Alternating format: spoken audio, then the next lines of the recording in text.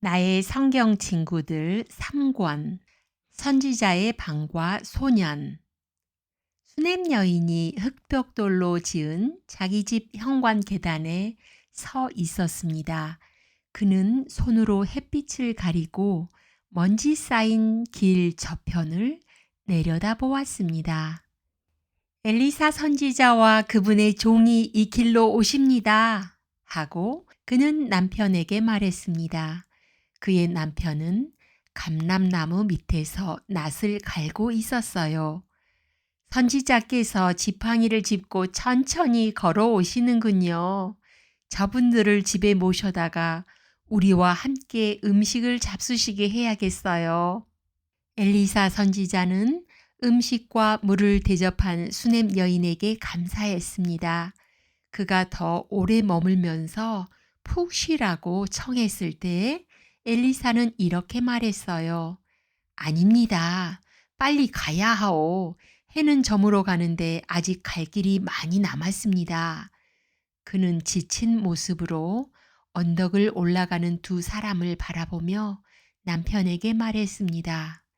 지붕 위에 방 한 칸을 지어서 선지자가 이 길로 오시면 집으로 모셔서 밤에도 묵어 가실 수 있게 합시다. 수냄 여인과 남편은 지붕에 벽돌을 쌓고 벽돌과 벽돌 사이에 역청을 칠하여 방을 만들었습니다. 벽돌은 진흙으로 만들어서 햇빛에 바짝 말린 것이었어요. 벽돌과 벽돌을 쌓고 사이사이에 역청을 칠하여 벽을 높이 쌓아 올렸습니다. 평평한 지붕 위에 방을 만들고 맨 마지막에 그 방으로 올라가는 계단을 만들었습니다. 수냄 여인은 새 방과 침상과 의자와 선지자의 성경책을 놓을 탁자와 책을 읽을 수 있도록 촛대를 갖다 놓았습니다.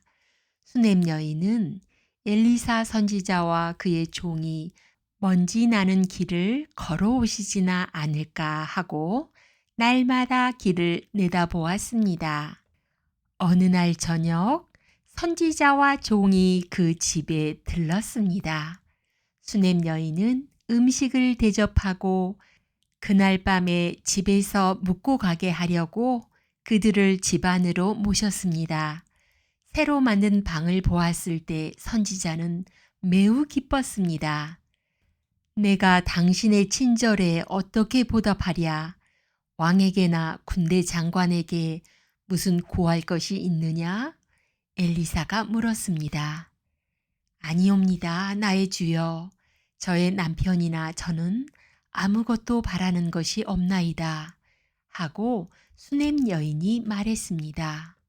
그렇지만 엘리사 선지자는 수냄 여인과 그의 남편이 자기에게 베푼 친절에 꼭 보답하고 싶었답니다. 그런데 과연 무엇으로 보답해야 할까요? 내가 보니 이 집에는 아들이 없나이다 하고 종이 말했습니다. 수냄 여인이 다시 문 앞에 와서 섰을 때 엘리사 선지자는 말했습니다. 우리가 하나님께 기도하리니 내년 이때쯤에 하나님께서 당신과 남편에게 아들을 주실 것이라. 수냄 여인은 뛸 듯이 기뻤습니다. 엘리사 선지자의 말은 그대로 이루어져서 그 다음 해에 수냄 여인과 남편에게는 아들이 태어났습니다. 아기의 아버지와 어머니는 수냄 근처의 모든 마을에서 자기들의 아기가 제일 귀엽고 예쁜 아기라고 믿었어요. 그럴 수밖에 없지 않습니까? 그 아기는 선지자의 기도로 태어난 아기가 아닙니까? 아기는 점점 자라면서 엘리사 선지자와 좋은 친구가 되었어요. 이제는 그 아이가 길을 바라보며 선지자와 종이 오기를 기다렸습니다. 오셔요! 엘리사 선지자님이 오셔요! 하고 소리를 치면서 그는 선지자를 맞이하려고 달려나갑니다. 거기서 집까지 선지자는 한 손에 지팡이를 짚고 한 손은 그 아이 손을 잡고 걸어갑니다. 아이의 키가 보릿단만큼 자랐을 때 그는 추수하는 곳으로 데리고 가달라고 졸랐습니다. 그는 아직 시퍼런 낫으로 곡식을 자를 수는 없었지만 추수꾼들이 자른 곡식들을 나를 수는 있었어요. 햇빛은 머리 위로 뜨겁게 내리쬐었습니다. 아이는 갑자기 한아름 팔에 아는 곡식단을 떨어뜨리며 내 머리야, 내 머리야 하고 울기 시작했어요. 그 아이를 어머니에게 데려가라. 수넴의 아저씨는 젊은 종에게 말했습니다. 아침 시간 내내 수넴 여인은 어린 아들을 무릎 위에 안고 찬 물수건을 머리에 대주었습니다. 정오가 될 무렵 그는 아이의 숨이 끊어진 것을 보았습니다. 그는 아이를 선지자의 방으로 안고 가서 선지자의 침대 위에 가만히 뉘었습니다. 그러고 나서 그는 남편을 불렀습니다. 젊은이 한 사람과 제일 발빠른 나귀를 보내주소서. 내가 선지자에게 달려가겠나이다. 수넴 여인과 젊은 종은 급히 나귀에 올라탔습니다. 할 수 있는 대로 빨리 달려요. 하고 수넴 여인은 말했습니다. 그들은 흙먼지를 뿌옇게 일으키며 쏜살같이 달렸습니다. 수넴 여인은 곧장 선지자의 집으로 달려가서 기도로서 얻은 아이가 어떻게 되었다는 것을 모두 말했습니다. 엘리사 선지자는 수넴 여인의 집으로 급히 달려왔습니다. 그는 계단을 뛰어 올라갔습니다.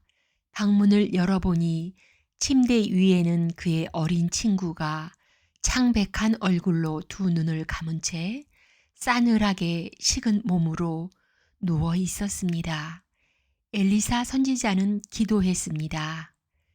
사랑하는 주님, 어떻게 해야 하는지 가르쳐 주시고 이 아이를 살려주시옵소서. 엘리사 선지자는 아이 위에 엎드려서 따뜻하게 했습니다. 그는 아이의 손에 자기 손을, 아이의 뺨에 자기 뺨을 대고 아이의 입에 입김을 불어넣었어요. 선지자는 2번 그렇게 했는데 그때마다 기도를 드렸어요. 어린아이의 몸은 이제 따뜻해졌습니다. 뺨은 분홍빛을 띠었습니다. 아이는 눈을 떴습니다. 그리고 7번이나 재채기를 했어요. 아이는 선지자의 얼굴을 보고 빙그레 미소를 지었습니다. 엘리사 선지자는 아이의 엄마를 불러오게 했습니다. 당신의 아들을 데려가라. 그가 살아났느니라. 수넴 여인은 선지자의 발 앞에 무릎을 꿇으며 말했습니다. 어떻게 감사를 해야 하오리까? 선지자는 말했어요. 이 아이를 살리신 이는 하나님이시니 그분께 감사하라. 아들을 데려가라. 그는 아들을 꼭 껴안았습니다.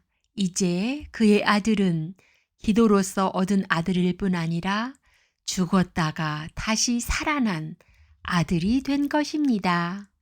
그날 밤 수넴 여인은 아마도 건강하게 된 아들을 품에 안고 흙벽돌로 지은 집 앞 계단에 앉아 있었을 거예요. 그의 남편은 지붕 위의 방을 손으로 가리키면서 우리가 저 방을 지을 때 친절을 베푼다고 생각했더니 그 친절이 2배로 보답을 받게 되는구려 라고 말했을 것이고 수넴 여인은 친절은 언제나 되돌아오나 봐요 라고 말했을 것입니다. 친절은 다시 돌아온다 라고 그 아이도 속삭였을 것입니다. 아멘.